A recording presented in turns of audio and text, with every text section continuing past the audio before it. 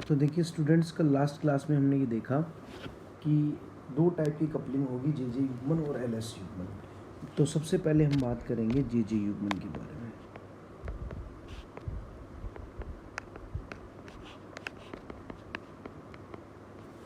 जे जे युग्मन के बारे में, जे जे युग्मन क्या है कि आपको करना क्या है कि इंडिविजुअल इलेक्ट्रॉन, जैसे एक इलेक्ट्रॉन है, मैं किसी भी एक इलेक्ट्रॉन की बात करूँ, जैसे पी कक्षक है, इसमें ये एक इलेक्ट्रॉन है, इस इंडिविजुअल इलेक्ट्रॉन के लिए आपको एल की वैल्यू का मतलब है उसका एल का मतलब है उसका कक्षीय एंगुलर मोमेंटम, कोणीय संवेग, और एस का मतलब है उसका चक्रण कोणीय संवेग, जो इनकी एल का मतलब एजीमुथल क्वांटम नंबर और एस का मतलब चक्रण क्वांटम संख्या के ऊपर डिपेंड करता है। तो प्रत्येक इलेक्ट्रॉन के लिए अपन क्या करेंगे, इसमें जे जे युग्मन को अपन यूँ दिखाएंगे, स्मॉल जे जे के अंदर देखिए ऐसे। तो प्रत्येक इलेक्ट्रॉन के लिए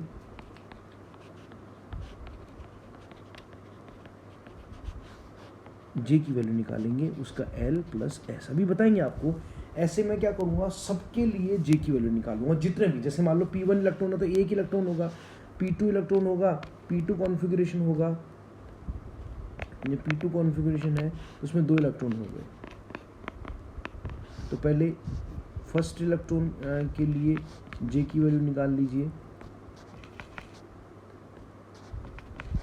फिर दूसरे इलेक्ट्रॉन के लिए जे की वैल्यू निकाल लीजिए, और फिर इन सब के जे को जोड़ देंगे, J1 plus J2 plus J3 plus J4, इस तरीके से। तो ये इसमें जे जे युग्मन हो गया कि प्रत्येक इलेक्ट्रॉन के लिए उसके कक्षीय कोणीय संवेग और चक्रण कोणीय संवेग को जोड़ करके फिर अपन निकालें। ये ज़्यादातर केस में ऐसा जो युग्मन है वो हैवियर एलिमेंट्स में पाया जाता है। किस में पाया जाता है? हैवियर एलिमेंट्स में। अभी आपको आगे सब समझ में आ जाएगा। नेक्स्ट देखिए, दूसरा होता है एल एस युग्मन। कौन सा? एल एस युग्मन, जिसको अपन रसेल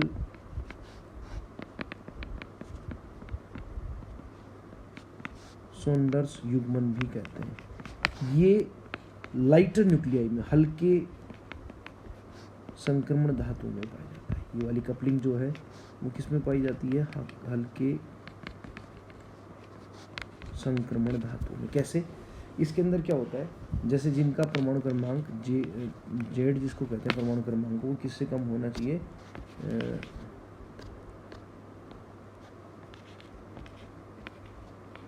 30 से कम। किससे कम हो? 30 से कम हो। जैसे स्कैंडियम है, टाइटेनियम, वेनेडियम, जो 3D श्रेणी है उसमें अपन कह सकते हैं कौन सी श्रेणी आती है? 3D श्रेणी, उसमें ये देखने को मिलता है। तो इसमें क्या होता है, पहले सबसे पहले जितने भी इलेक्ट्रॉन है, जैसे P1 कॉन्फ़िगरेशन तो एक ही है, उसके लिए तो कोई बात नहीं करनी। P2, P3, D1, D2 जो भी कॉन्फ़िगरेशन है उसके अंदर सबसे पहले क्या होगा, सबके जो कक्षीय कोणीय संवेग हैं उन सबको जोड़ दिया जाएगा। तो उसको अपन बोलेंगे रिजल्टेंट, जिसको अपन बोलेंगे। सबसे पहले क्या करेंगे, इसमें दो चीज़ें हैं,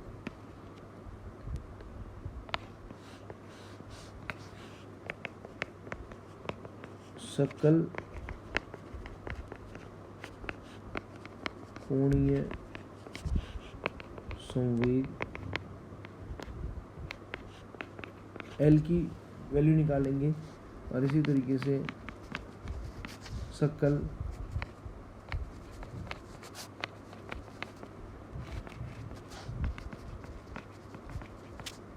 कोणीय संवेग एस की वैल्यू निकालेंगे। सबसे पहले कैसे, जितने भी इलेक्ट्रॉन हैं उन सब के लिए सबसे पहले एल को जोड़ें। तो इसमें कैपिटल एल क्या होगा, सकल, टोटल को दिखा रहा है। वो प्रत्येक, जैसे प्रथम इलेक्ट्रॉन के लिए एल की वैल्यू 1, दूसरे के लिए L2, तीसरे के लिए L3, जितने भी इलेक्ट्रॉन होंगे, 2 होंगे तो 2 की बात करेंगे, 3 होंगे 3, 4, ऐसे ऐसे ऐसे। इसी तरीके से एस, सकल कोण चक्र कोण से होंगे S1 प्लस S2, इसको स्मॉल में दिखाएंगे अपन, S1, S2, S3, S4, जितने भी इलेक्ट्रॉन होंगे प्लस Sn, इस तरीके से सबके लिए निकाल लेंगे। और फिर इसको बोलेंगे सकल कक्षीय कोणीय संवेग, इसको बोलेंगे सकल चक्रण कोणीय संवेग, और यहाँ पे फिर जो जे होगा कैपिटल में वो क्या हो जाएगा L प्लस एस। इस तरीके से हम यहाँ पे रसल सॉन्डर्स कपलिंग करेंगे, ये हम कह सकते हैं। यहाँ पे जो है जो जे की वैल्यू होगी, जे टोटल जो टोटल जे होगा, इसमें तीन चीज़ें हैं, देखो ध्यान दीजिएगा। जो ये तो हो गया आपका, तीन चीज़ें निकालनी होती हैं, एक तो जे टोटल फुल, जे इसको वैलिड, और जे यूजफुल। ये ज़्यादा डिस्कस नहीं करना, मैं समझा देता हूँ जितने अपने काम का। जे टोटल का मतलब तो L प्लस एस, ये जे टोटल है। जे की भाई मैं आपको एग्जांपल दूंगा तो आपको क्लियर होगा। L प्लस एस का मतलब जितने भी इलेक्ट्रॉन होंगे सबके लिए L की वैल्यू निकाल ली, फिर S की वैल्यू निकाल ली। समझ में आ गया सब लोगों को? उसके बाद में उनको टोटल कर दिया, J की वैल्यू आ गई। J वैलिड का मतलब या तो 2L प्लस 1 वैल्यूज़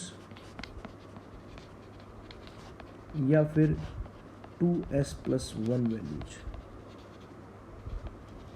जो भी कम हो।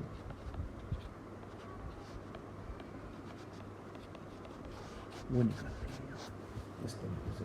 देखिए कैसे, अब मैं आपको ये बताता हूँ किस तरीके से अपन L की कैलकुलेशन करेंगे, किस तरीके से S की कैलकुलेशन करेंगे। फॉर एग्जांपल आपने P1 कॉन्फ़िगरेशन लिया, क्या लिया? P1 configuration. अब देखिए P1 के लिए मैं बात करूँ तो P के अंदर जो इलेक्ट्रॉन है उसके लिए L की वैल्यू क्या होगी? 1 होगी। कैसे आप देख सकते हैं? देखो मैं आपको बता दूँ, L बराबर 0 होता है S कक्षक के लिए, L बराबर 1 होता है P कक्षक के लिए, L बराबर 2 होता है D कक्षक के लिए, L बराबर 3 होता है F कक्षक के लिए। तो यहाँ पे P है तो यहाँ पे L की वैल्यू होगी 1। ठीक है, कितनी होगी? L की वैल्यू 1। अब चूंकि यहाँ पे 2-3 इलेक्ट्रॉन नहीं है, केवल एक ही इलेक्ट्रॉन है, और S की वैल्यू जो है वो भी हम निकाल सकते हैं। S की वैल्यू कितनी होगी? एक इलेक्ट्रॉन है तो यहाँ पे कितनी होगी? हाफ। ठीक है, S की वैल्यू कितनी होगी? हाफ होगी। ठीक है, अब आप देखिए L बराबर 1। अब इसमें क्या है, J टोटल कितना होगा वो निकाल सकते हैं, और JS की वैल्यू कितनी वो भी निकाल सकते हैं। L की वैल्यू 1 है तो अपन ये कह सकते हैं कि यहाँ पे टोटल कितने अभिविन्यास हो सकते हैं? 2L plus 1। कितने हो सकते हैं? 2L प्लस 1 अभिविन्यास हो सकते हैं। कैसे? देखिए यहाँ पे अगर मैं रखूँ 2L प्लस 1 बराबर 2L की वैल्यू कितनी है? P कक्षक के लिए 1 है, प्लस 1, 2 इंटू 1 प्लस 1 बराबर कितना आएगा? 3 अभिविन्यास। कितने होंगे? 3 अभिविन्यास, जिसमें L की वैल्यू चेंज होगी। अच्छा, S की वैल्यू कितनी है यहाँ पे? हाफ। कितनी है? हाफ। इसके लिए कितने हो सकते हैं? 2S plus 1। यहाँ पे आप रखो 2 इंटू 1/2 प्लस 1, कितना आएगा? 2 अभिविन्यास। मतलब 3 अभिविन्यास कौन से होंगे? सबसे पहले L के देखिए,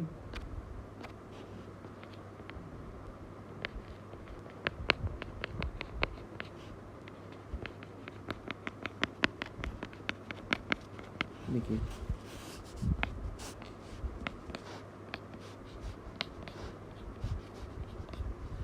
L ये आपको पता है L की वैल्यू +1 0 -1। अब L के लिए देखा, यहाँ पे इलेक्ट्रॉन जाएगा तो इसके लिए L की वैल्यू कितनी आ रही है? 1। यहाँ पे इलेक्ट्रॉन जाएगा तो L की वैल्यू कितनी आ रही है? 0। यहाँ पे इलेक्ट्रॉन जाएगा तो कितनी आ रही है? 1। तीनों में अलग अलग आ रही है ना, तो 3 टाइप के अभिविन्यास हो गए L के रेस्पेक्ट में। अब अपन अगर बात करें S के लिए, तो S के लिए कितनी निकल के आ रही है? 2S plus 1 value. तो देखो S के लिए कितने अभिविन्यास होंगे? 2 अभिविन्यास। उसको S से मतलब नहीं है, पहला अभिविन्यास ऊपरी चक्रण और दूसरा अभिविन्यास निम्न चक्रण, इन दोनों को मिलाएंगे तो टोटल कितने अभिविन्यास हो जाएंगे? 3 इंटू 2 बराबर टोटल 6 अभिविन्यास। कैसे? देखिए जैसे कि मैं आपको पहले ही बता चुका हूँ, दोनों को मिलाते हुए इसमें अपन L की वैल्यू को भी चेंज करेंगे और S की वैल्यू को भी चेंज करेंगे। जैसा कि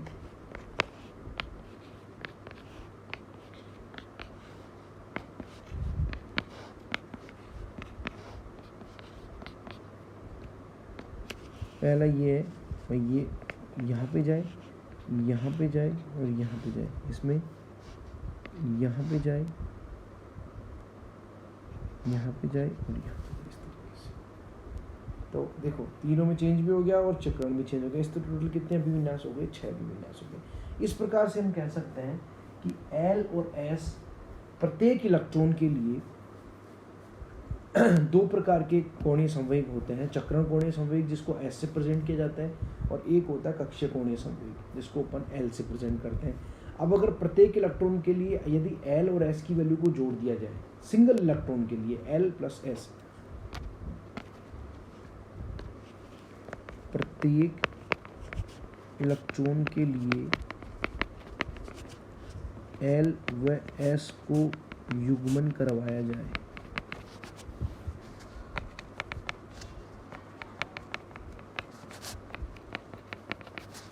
तो वहाँ से निकल के आएगा J बराबर L plus S, L plus S। ये पहली कंडीशन। दूसरा है सभी इलेक्ट्रॉनों के लिए कक्षीय एवं चक्रण कोणीय संवेग को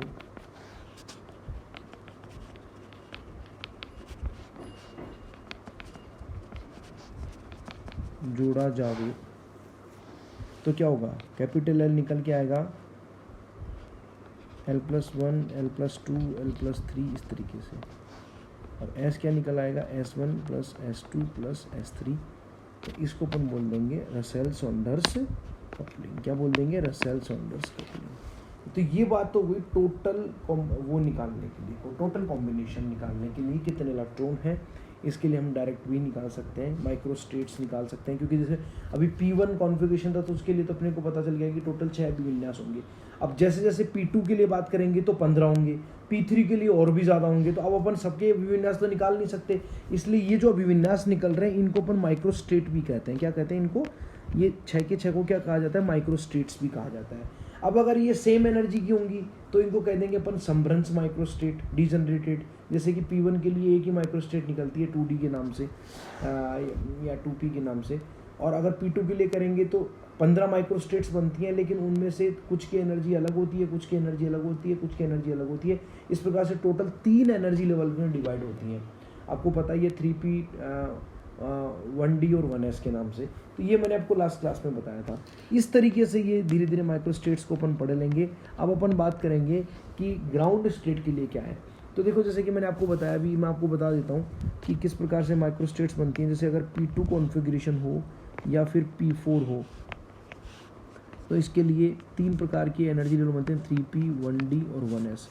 ये देखिए ये कहाँ से निकल के आए, ये मैं आपको सब बताऊंगा अभी आगे चल के कि आप कहोगे कि सर ये P कैपिटल क्या है। अरे भाई अगर P कैपिटल लिखा हुआ इसका मतलब है ये रसेल सॉन्डर्स कपलिंग। मतलब अगर L की वैल्यू स्मॉल 0, 1, 2, 3 अपन मानते हैं तो इसके लिए अपन S कक्षक, P कक्षक, D कक्षक मानते हैं। और अगर सारे इलेक्ट्रॉनों के L1, L2, L3 को मिला देंगे तो उसको बताएंगे कैपिटल L।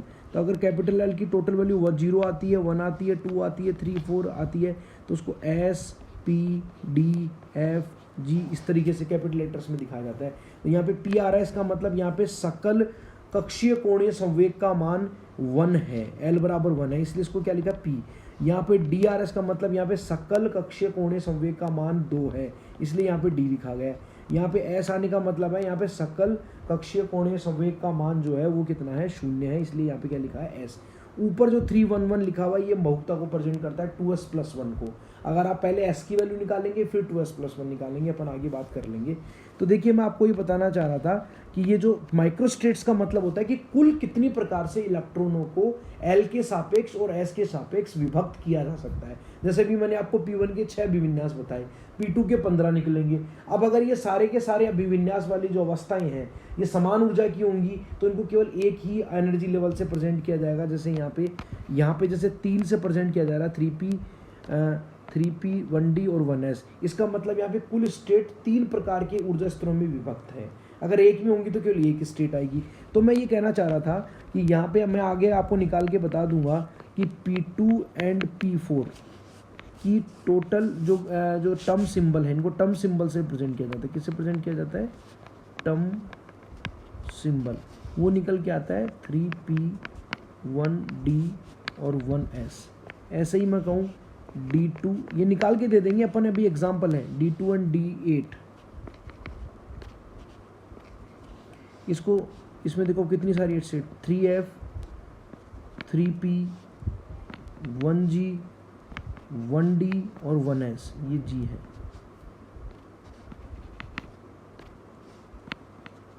इस तरीके से ऐसे ही और भी आगे निकल जाती हैं।